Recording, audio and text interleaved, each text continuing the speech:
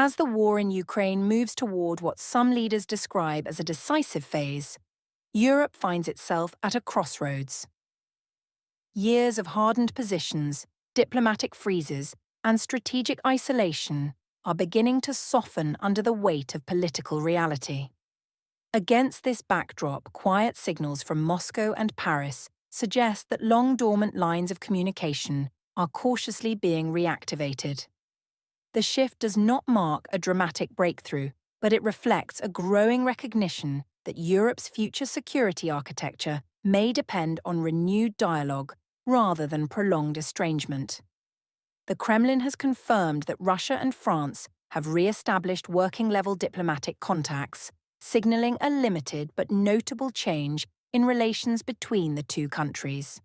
Kremlin spokesperson Dmitry Peskov stated that while communication between officials has resumed, there are currently no plans for direct talks between Russian President Vladimir Putin and French President Emmanuel Macron.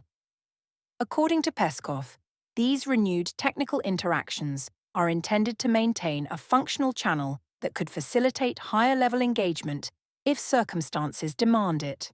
However, he emphasized that Moscow has not received any formal indication that such top-tier discussions are being requested at this time.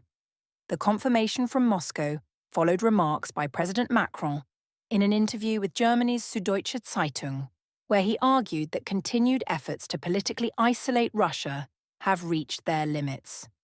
Macron suggested that as the conflict in Ukraine approaches a possible settlement phase, European states must reconsider their approach toward Moscow.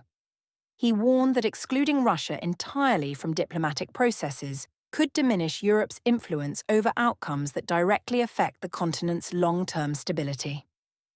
According to Macron, meaningful engagement is essential if Europe intends to retain agency in shaping its own political and security future. Kremlin welcomes the shift in tone.